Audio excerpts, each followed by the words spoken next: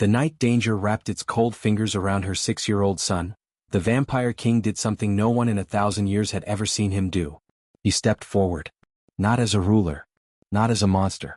Not as a legend whispered in fear. But as a shield. And in that single heartbeat, when his dark cloak moved like a storm between her child and harm, everything changed.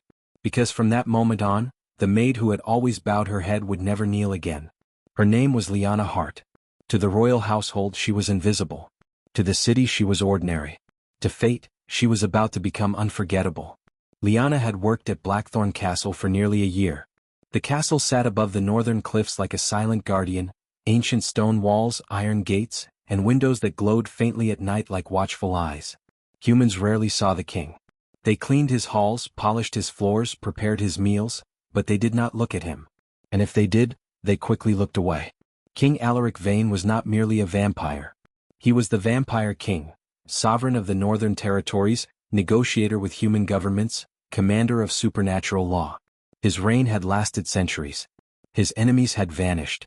His name alone could quiet a council room.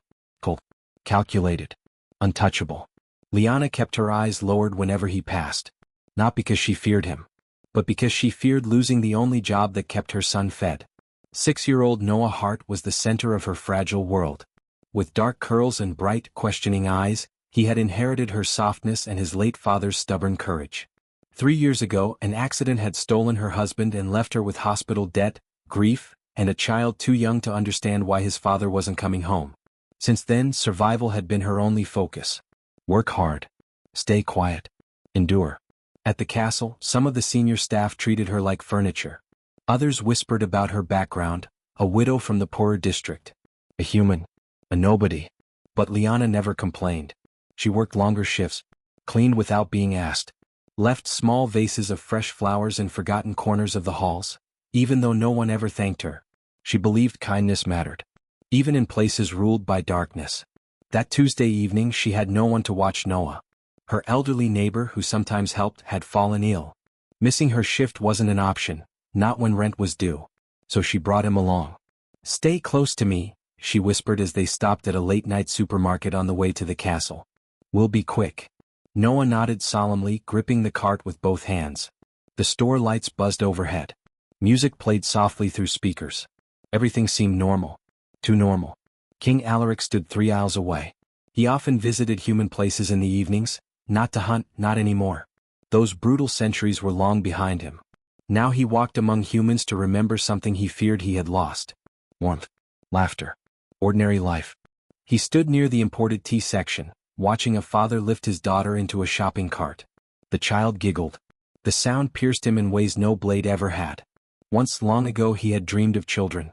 That dream had died with a war he never spoke about. He turned to leave. That was when the shouting began. 3 masked men stormed in through the back entrance. One carried a weapon. Another kicked over a display. Panic exploded through the store like shattered glass. People screamed. Carts overturned. Footsteps thundered toward exits. Liana's heart stopped. Noah? Her hands clutched empty air. He wasn't beside her. Her breath caught in her throat as she spotted him, frozen near the toy aisle, small body trembling as chaos swirled around him. One of the robbers moved in his direction. Time fractured. Liana ran. But she wasn't fast enough. The robber grabbed Noah's arm roughly, pulling him forward as a shield while shouting demands. "Please?" Liana screamed. "He's just a child." No one moved. No one dared. Except one. Alaric did not think. He moved. In less than a blink he stood between the robber and the boy. His presence changed the air itself, like pressure before a storm. The robber's grip loosened instinctively. "Let him go," Alaric said quietly. It was not a shout. It was not a threat. It was a command older than the building they stood in. The man tried to push forward, but found himself unable to move. Not held. Not struck. Simply, unable. Fear flooded his masked eyes. The other 2 robbers faltered. One dropped his weapon. The other bolted toward the exit. Alaric's gaze never left the man holding Noah. "Children," he said softly, "are not bargaining tools." Something in his voice broke the last of the man's resistance. He released Noah and stumbled backward. Security rushed in moments later. The danger dissolved as quickly as it had formed. But Liana didn't notice. She had fallen to her knees, pulling Noah into her arms, sobbing into his hair. "You're safe, you're safe." Noah clung to her. And then, slowly she looked up. King Alaric stood a few feet away watching them. Not as a ruler. Not as a predator. But as something unexpectedly human. Their eyes met. For the first time since she began working at the castle, Liana did not lower her gaze. "Thank you," she whispered, voice shaking. Alaric felt something unfamiliar shift inside his ancient chest. It wasn't gratitude. It wasn't pride. It was warmth. He inclined his head slightly. "You are under my protection," he said. The words were formal. But the meaning was not. Liana didn't fully understand what had just begun. But she knew one thing with absolute certainty. The man who had placed himself between her child and harm, without hesitation, without calculation, was not the monster the world feared. And as she held her son tightly that night, one quiet, impossible thought took root in her heart. If ever she were to trust a man again, it would be the one who chose to protect before being asked. And far above the city lights, as Blackthorn Castle waited in silence, destiny began rearranging itself. This was the night fear met a king. And the king chose kindness. The morning after the robbery, the castle felt different. Not louder. Not quieter. Just aware. News had already spread through the supernatural networks by sunrise. The vampire king himself had intervened in a human incident. Not a political negotiation. Not a territorial threat. A supermarket robbery. For a maid's child. Whispers moved through Blackthorn Castle faster than wind through corridors. But Liana Hart knew none of that. She was exhausted. She had barely slept. Every time she closed her eyes, she saw the masked man's hand grabbing Noah. She heard her own scream. She felt the terror all over again. Yet beneath the fear, there was something else. A memory of a tall figure stepping between danger and her son. A voice that carried authority without cruelty. "You are under my protection." Those words echoed in her mind as she walked up the long stone path to Blackthorn Castle that evening. Noah held her hand tightly. "Mom," he whispered, "is the tall man from last night a superhero?" Liana almost smiled. "No," she said softly. "He's someone important." Noah nodded thoughtfully. He didn't look scary. That made her pause. Most adults described King Alaric Vane as terrifying. Her 6-year-old had described him as safe. Inside the castle, the staff atmosphere was tense. 2 senior housekeepers stopped talking when Liana entered. Another gave her a strange look, not cruel but calculating. She lowered her head and began her duties without comment. She did not want attention. Attention meant risk. And risk meant instability. But instability had already arrived. An hour into her shift, a royal guard approached her. "The king requests your presence." The hallway seemed to freeze. Several staff members turned openly now. Liana's heart pounded. Had she done something wrong? Was bringing Noah last night a violation? Was she about to lose everything? She swallowed and nodded. Noah, who had been quietly drawing in a corner of the servants' lounge, looked up as she passed. "It's okay," she whispered to him. "I'll be right back." She followed the guard through corridors few human staff ever entered. The deeper they walked, the quieter the castle became. Tapestries hung like silent witnesses. Candles flickered against ancient stone. Finally, the guard stopped at a tall wooden door. He knocked once. A calm voice answered. "Enter." Liana stepped inside. King Alaric stood near a wide arched window overlooking the cliffs. Moonlight framed him in silver. He did not turn immediately. She bowed her head respectfully. "You requested me, your majesty?" Silence stretched. Then he spoke. "Is your son unharmed?" The question startled her. "Yes," she answered quickly. "He's safe. Thanks to you." Alaric turned slowly. Up close he did not look monstrous. He looked tired. Ancient. Controlled. "You should not have been alone in that situation," he said. "The city is less stable than it appears." She hesitated. "I didn't have a choice. I couldn't miss my shift." Something flickered in his expression. "You would risk your child's safety to maintain employment?" She lifted her chin slightly. "I would risk my pride. Not his safety." I thought it would be a normal stop at the store. There was no accusation in her tone. Only truth. For a moment they simply looked at one another. He was used to fear. She was offering honesty. "I have reviewed your record," he said. Her stomach dropped. "You've been here 11 months. No complaints. No absences. Additional tasks completed without request." She said nothing.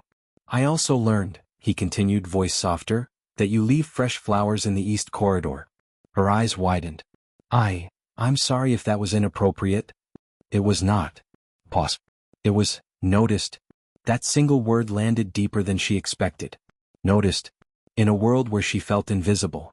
Your son, Alaric said carefully, should not be left unattended again. Her shoulders tensed. I don't have anyone else. You do now. She blinked. I have arranged for supervised childcare within the castle grounds during your shifts. Secure. Staff. Discreet. She stared at him, stunned. That's not necessary. It is, he interrupted gently. I protect what belongs under my roof. The words were formal. But the tone was not cold. She hesitated before asking, why? It was a dangerous question. But it left her lips anyway. Alaric studied her face, not her uniform, not her lowered position, her face. Because fear should not define childhood, he said quietly. Something heavy moved behind his eyes. Something old. You speak as if you've known that fear, she said softly before she could stop herself. The room chilled slightly. A guard outside shifted. But Alaric did not react with anger. He simply looked toward the window again. I have known many things, he answered. Including regret. The vulnerability was brief. Almost invisible. But Liana saw it. And in that fragile moment, the terrifying vampire king seemed alone. I don't know how to repay you, she said sincerely. He faced her once more. You already have. She frowned slightly. You raised a child who does not see monsters where others do. Her breath caught. Noah's words echoed again. He didn't look scary.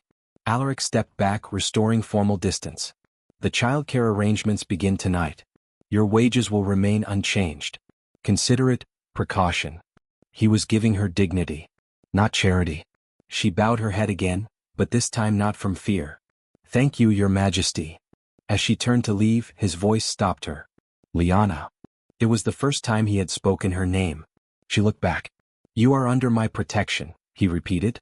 That includes those who threaten your livelihood. The meaning was clear. No more whispered disrespect. No more subtle humiliation. The castle would adjust. Because the king had chosen. And when a vampire king chooses, kingdoms listen. Liana left the chamber with a heart that felt unfamiliar. Not frightened. Not overwhelmed. But steady. Down the corridor, several staff members watched her carefully. Something had shifted. Not loudly. Not dramatically. But permanently. Inside the high tower chamber, Alaric remained by the window long after she left. He had faced wars without hesitation. Yet the quiet strength of a human mother unsettled him more than battle ever had. She did not beg. She did not flatter. She did not fear him. She simply loved her child fiercely. And for reasons he did not yet understand. That mattered. Far below the castle cliffs, waves crashed against stone. Inside ancient walls, something even older had begun to stir. Respect. Protection. And the first fragile thread of something neither of them was ready to name. This was no longer about a robbery. It was about a promise. And promises made by kings reshape destinies. By the end of the week, the castle no longer whispered. It watched. Every corridor Liana walked through carried the weight of unseen eyes. Conversations stopped when she entered rooms. Doors closed a little too quickly. Smiles felt stretched and brittle. Protection from a king did not come quietly. It shifted power. And power always made someone uncomfortable. The new childcare chamber had been arranged in a secure wing near the inner gardens. Noah adored it. There were books, puzzles, even a small stone courtyard where sunlight poured in during the day. But what mattered most to him wasn't the toys. It was that sometimes in the early evenings, a tall, silent figure would appear near the garden archway. King Alaric never entered. He simply stood at a distance, watching. The first time Liana noticed him there, her heart stumbled. Noah had been laughing, chasing a butterfly, when he suddenly stopped and waved excitedly. Mom? It's my tall friend. Liana turned and saw him. The vampire king. So composed. Cloaked in dark elegance. Not frightening. Just present. She walked toward him slowly, unsure whether to bow in a garden. You didn't have to come, she said softly. I was ensuring security protocols were sufficient, he replied. Her lips curved faintly. Of course. A quiet pause settled between them. Noah ran up to Alaric without hesitation. Did you fight more bad guys? He asked brightly. Several guards stiffened. But Alaric did not. No, he answered calmly. Today was peaceful. That's good, Noah said firmly. Mom says peaceful is better. Liana felt heat rise to her cheeks. Alaric glanced at her. Your son is wise. He listens more than people think, she said. Their eyes met again, longer this time. There was something changing between them. Not dramatic, not reckless, but undeniable. And others were beginning to notice. That same evening in the grand dining hall, tension sharpened. Lady Seraphine Valmont, a high-ranking vampire noblewoman, watched Liana refill goblets from across the room. Her silver eyes narrowed slightly. Seraphine had known Alaric for centuries. She had fought beside him during territorial wars. She had negotiated alliances. She understood power. And she understood territory. Approaching Liana near the servants' corridor, Seraphine's voice was smooth as glass. You walk with confidence lately. Liana paused politely. I simply walk to my duties, my lady. Of course. Seraphine stepped closer. And yet the king has rearranged schedules, restructured security, even altered guard rotations. Liana's pulse quickened. I never asked for special treatment. Power rarely waits for requests, Seraphine replied coolly. It moves where it chooses. There was no shouting. No cruelty. Just warning. Liana lowered her gaze respectfully, but she did not shrink. I am grateful for safety, she said evenly. Nothing more. Seraphine studied her carefully. You would do well to remember your place. The words lingered long after Seraphine walked away. Remember your place. The phrase echoed in Liana's mind as she finished her shift. She had remembered her place her entire life. Widow. Human. Poor. Replaceable. But when danger came, it had not been rank or title that moved first. It had been courage. And that thought quietly strengthened something inside her. Later that night, Alaric summoned Seraphine privately. You confronted Liana. Was not a question. Seraphine did not deny it. I observed an imbalance forming, she said calmly. The court is unsettled. The court, Alaric replied, voice cool, does not dictate whom I protect. She is human. So are many under my rule. Seraphine's eyes sharpened. You are becoming personally involved. The air in the chamber shifted. Alaric stepped closer, not threatening, but undeniable. I intervened to protect a child. And now you observe them in gardens. Silence thickened. Seraphine's voice lowered slightly. Kings do not attach themselves to mortals. Alaric's jaw tightened. I attach myself to integrity. Pause. She displays more honor in a single act of motherhood than some nobles have shown in centuries. The words landed heavily. Seraphine held his gaze, then inclined her head slightly. As you command, your majesty. But as she left, her expression was thoughtful. Concerned. The kingdom had survived wars. But emotional shifts were harder to control. The next afternoon, tension reached a breaking point. A senior steward falsely accused Liana of mishandling inventory records. The charge was subtle but damaging. A formal reprimand could cost her position. She stood in the administrative chamber, hands steady despite the weight pressing down. I did not falsify anything, she said quietly. The steward scoffed. Human error is common.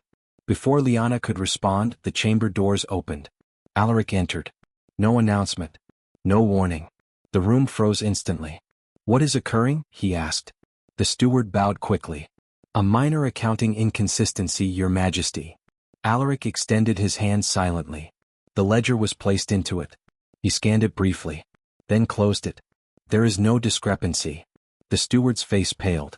But accuracy is not limited by species, Alaric said calmly. Let that be understood. His gaze moved across the room. Anyone who mistakes humility for weakness under my rule will reconsider immediately. The message was clear. Justice was not selective. The steward bowed deeply, retreating. Liana stood motionless. She had not been humiliated. She had not been silenced. She had been defended. Again. After the chamber emptied, she turned to him. You didn't have to do that. Yes, he said quietly. I did. Emotion swelled unexpectedly in her chest. You're changing things, she whispered. His expression softened, barely. Perhaps they were overdue. For a long moment, neither spoke. Then she said something neither of them had anticipated. I don't want fear protecting me. He studied her carefully. What do you want? She lifted her eyes fully to his. Respect. The words settled between them. Heavy. Honest. And something inside the ancient king shifted again. Not possession. Not control. but admiration. "You will have it," he said. And this time, it was not a decree. It was a promise. Outside the chamber, the castle walls seemed to hold their breath. A human maid had stood her ground. A vampire king had upheld her dignity. And somewhere beneath centuries of tradition and power, a new kind of strength was forming. Not built on fear, but on mutual respect. And that kind of foundation could change a kingdom. Power does not move without consequences. And when a king chooses to protect someone publicly, his enemies begin searching for leverage. Started with something small. A broken lantern outside the servant's wing. Then a torn page from Noah's storybook left on the garden steps. Nothing violent. Nothing obvious. But intentional. Liana felt it before she understood it. The air around her had shifted again, not curious like before, not judgmental. Predatory. One evening, as she tucked Noah into his small bed inside the protected childcare chamber, he looked up at her with wide eyes. "Mom, why do the guards follow us now?" Her throat tightened. "They're just making sure everyone stays safe. From bad guys." "Yes." He thought for a moment. "Like the ones in the store?" She brushed his curls back gently. "Yes, like them." But this time, it wasn't desperate robbers she feared. It was calculated malice. In the High Council chamber, tension simmered. Reports had reached Alaric. Unrest among certain noble factions. Murmurs that the king was compromising tradition. That human influence was softening the throne. Ancient vampires did not fear humans. They feared change. Lord Marius Thorn, an elder noble with sharp features and colder ambitions, stood before the council fire. "A ruler must remain above emotional attachment," Marius said smoothly. "Especially to mortals." Alaric's expression remained unreadable. "Attachment is not weakness," he replied evenly. "It becomes weakness when it clouds judgment." The chamber grew still. Alaric rose slowly from his throne, not angrily, not rushed, but deliberately. "My judgment ended wars that you helped start," he said quietly. The reminder silenced several elders. Marius bowed slightly. "I question not your strength, your majesty. Only, your focus." Alaric stepped closer. "My focus remains the stability of this kingdom." "And the maid?" A single word. Heavy. Challenging. Alaric's gaze hardened, not defensive but final. "She is under my protection." The room felt colder. "Then so is her child," Marius said carefully. "Which makes them visible." The implication lingered long after the council dismissed. Visible meant vulnerable. And that realization settled like stone in Alaric's ancient chest. The attack came 3 nights later. Not dramatic. Not loud. But precise. Liana was finishing her shift when the lights in the garden wing flickered out. Guards moved immediately, but shadows had already slipped past outer wards. A cloaked figure approached the childcare corridor. Noah had just fallen asleep. Liana felt something, a mother's instinct sharper than any supernatural sense. She stepped into the hallway. "Who's there?" Silence. Then a whisper of movement. The figure lunged. Not for her. For the child's door. Without thinking, Liana moved between them. She grabbed the fallen lantern from the floor and swung it hard. It shattered against stone, sparks flying. The figure recoiled, surprised. "You should have stayed invisible," a distorted voice hissed. "I'm not invisible," she said, heart pounding. "I'm his mother." The cloaked attacker raised a hand, dark energy gathering. Before it could strike, the corridor exploded with force. Alaric appeared. Not walking. Arriving. The air bent around him, power ancient and restrained no longer. His eyes were no longer soft silver. They burned. "Leave," he commanded. The attacker hesitated, then fled through a shattered window before guards sealed the perimeter. Silence fell heavily. Broken glass glittered across stone. Liana's hands trembled, but she had not stepped back. Noah's door remained untouched. Alaric turned toward her slowly. "You were told to remain inside secured areas." Her voice shook, but her eyes did not. He was outside the secured area. For a split second, something like pride flickered across his face. "You stood against a vampire," he said. "I stood against someone who threatened my son." The distinction mattered. Guards escorted Noah safely to another chamber. The corridor cleared. Only the 2 of them remained amid shattered glass and moonlight. "You could have been killed," Alaric said quietly. "So could he." Her answer was simple. Not heroic. Just true. For a long moment, neither moved. Then something unexpected happened. Alaric stepped closer. Not as king. as man. You are not weak, he said, voice lower now, almost private. She swallowed. I never was. It wasn't defiance. It was self-realization. Centuries of power stood inches from human vulnerability, and neither felt small. I underestimated the hostility this would provoke, he admitted. This, she asked softly. Protecting you. The words hung between them. Something shifted deeper this time. Not duty. Not obligation. Personal. Then don't protect me because I'm human, she said gently. His eyes searched hers. Protect me because I matter. Silence swallowed the corridor. And for the first time in centuries, King Alaric felt something dangerously close to surrender. Not surrender of power, but surrender of isolation. You matter, he said. Not formally. Not politically. But undeniably. Footsteps approached from the far end of the hall, breaking the moment. Alaric straightened slightly. The attacker will be found, he said. And those responsible will answer for it. There was no rage in his tone. Only certainty. Justice in his kingdom was not loud. It was inevitable. The next morning, Lord Marius Thorne was stripped of his council position after evidence linked him to orchestrating intimidation tactics against human staff. No execution. No spectacle. But exile from influence.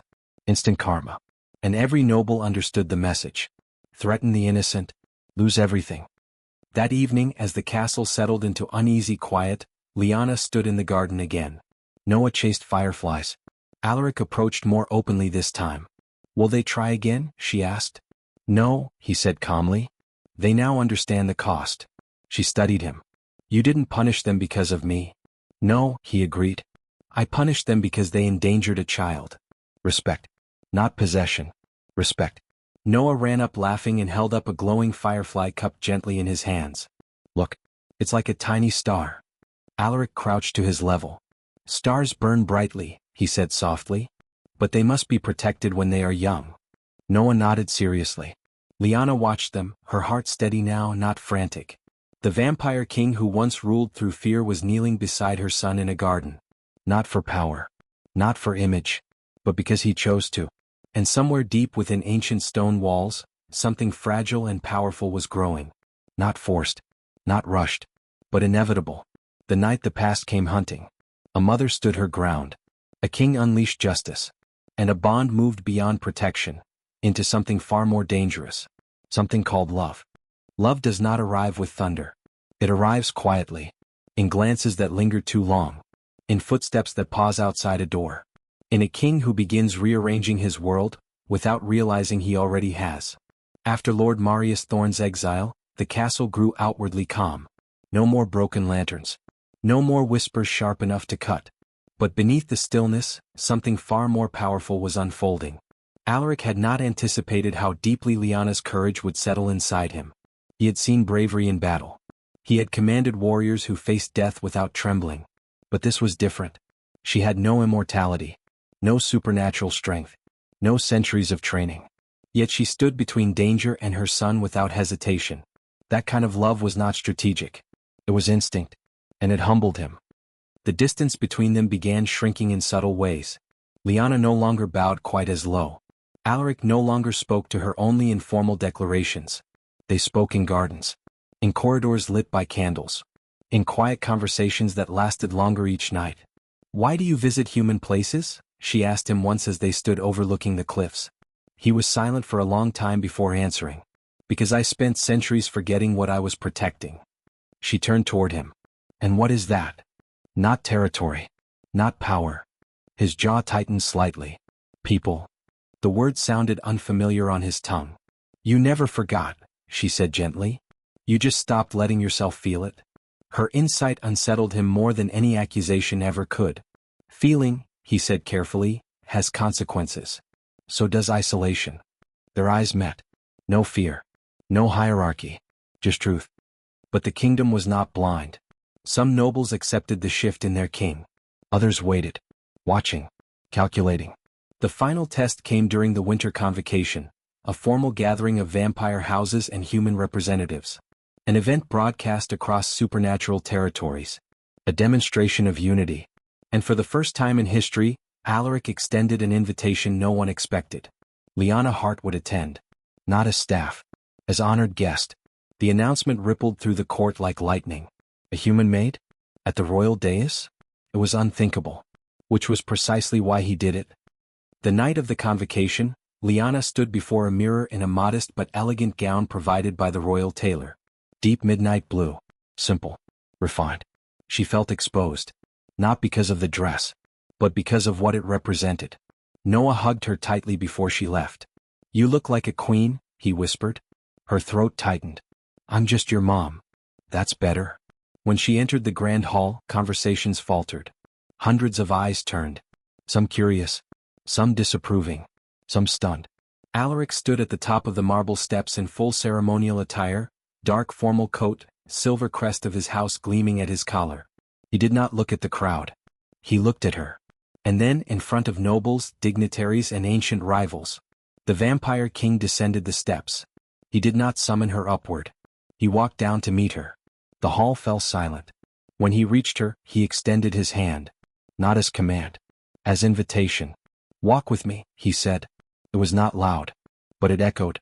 She placed her hand in his. Gasps murmured through the chamber. Together they ascended. Not king and servant, but equals in dignity. At the dais he did something no one predicted. He addressed the assembly.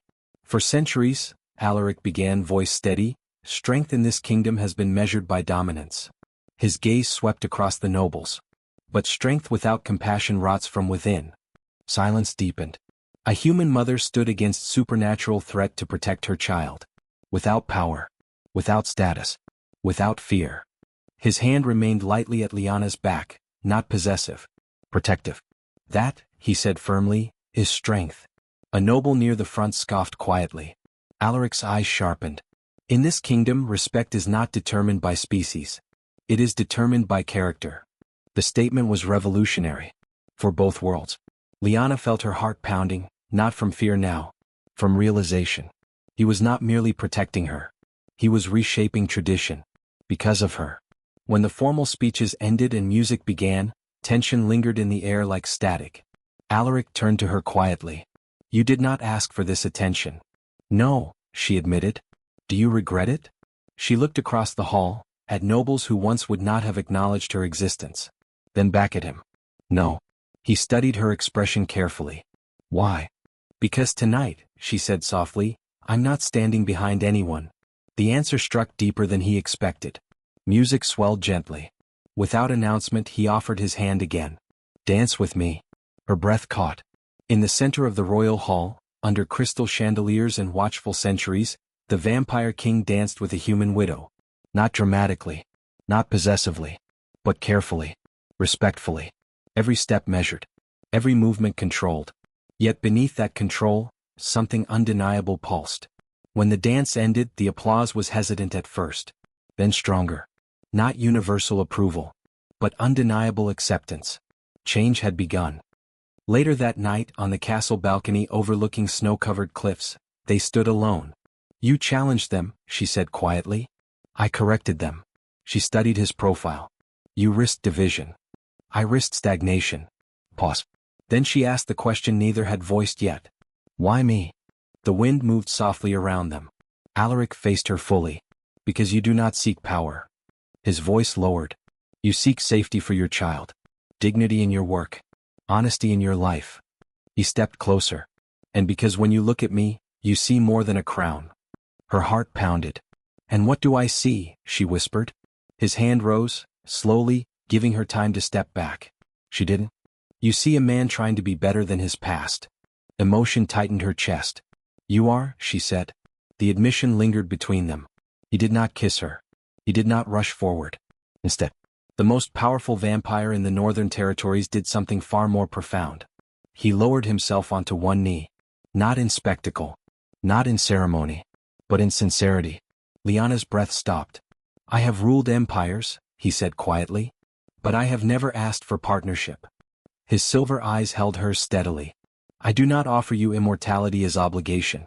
Nor protection as possession." His voice softened. "I offer you respect. Trust. And a future where your son grows without fear." The wind seemed to pause.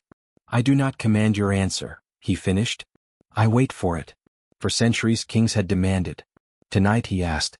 And in that moment, Liana understood something deeply important. Power that kneels is not weakness. It is love choosing humility. Tears gathered in her eyes, not from fear, from certainty. The final choice now belonged to her. Silence has weight. And on that balcony, under a sky heavy with winter stars, silence carried centuries inside it. A vampire king knelt. Not defeated, not wounded, but vulnerable.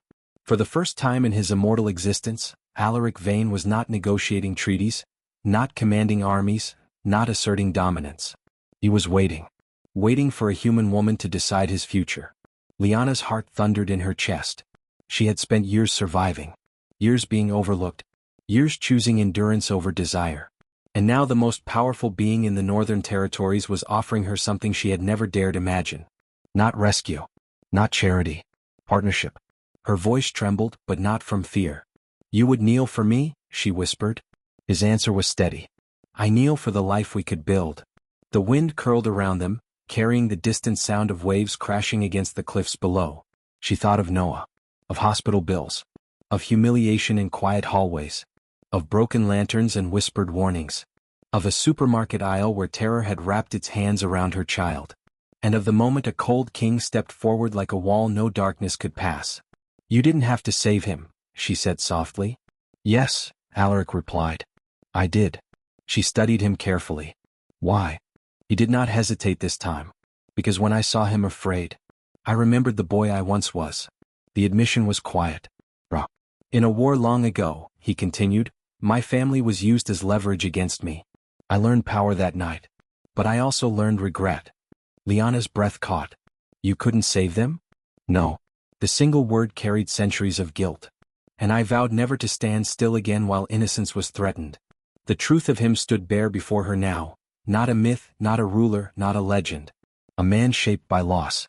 And choosing differently. Slowly, carefully she stepped closer. "You didn't just save my son," she said. "You changed what he believes about strength." Alaric looked up at her. "And what is that?" "That strength protects," she said. "It doesn't intimidate." Something fragile moved behind his eyes. "For centuries, fear was the fastest way to control chaos," he admitted. "And now," she asked gently, "now I would rather build loyalty through trust." She felt tears spill freely down her cheeks, not dramatic, not desperate. Relieved. Because she realized something deeply important. She was not choosing safety. She was choosing respect. Slowly she reached forward. Not to pull him up, but to take his hands. "You asked for partnership," she said. His hands tightened slightly around hers. "Yes. You said you would not command my answer." "I will not." She inhaled slowly. "My entire life, people decided my value before I could speak." She met his gaze fully. "But you saw me." The words hung in the cold air between them. "You saw a mother," she continued. "You saw strength. You saw dignity." Her voice steadied. "And you protected us without making us feel small." Alaric did not move. Did not interrupt. For once in his long existence, he simply listened. "So here is my answer," she whispered. She gently pulled him to his feet. "I don't choose you because you're a king." His breath slowed. "I choose you because you kneel." The words shattered something old inside him. Centuries of isolation.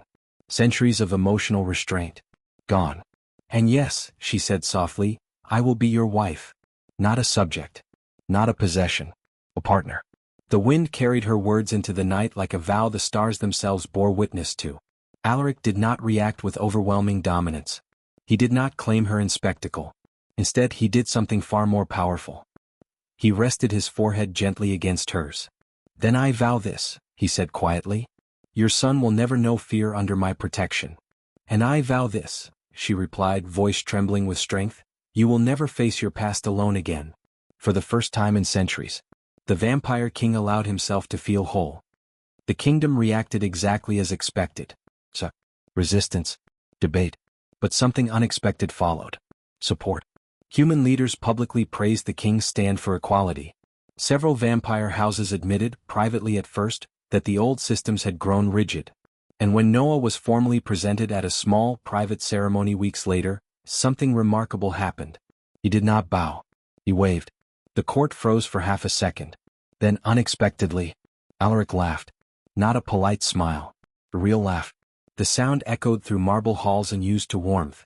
Protocol can wait, the king said calmly. And the kingdom understood something profound in that moment. The throne had not weakened. It had evolved. Months later, Liana walked through the same castle corridors she once scrubbed in silence. But nothing about her posture suggested fear. Staff members greeted her with genuine respect.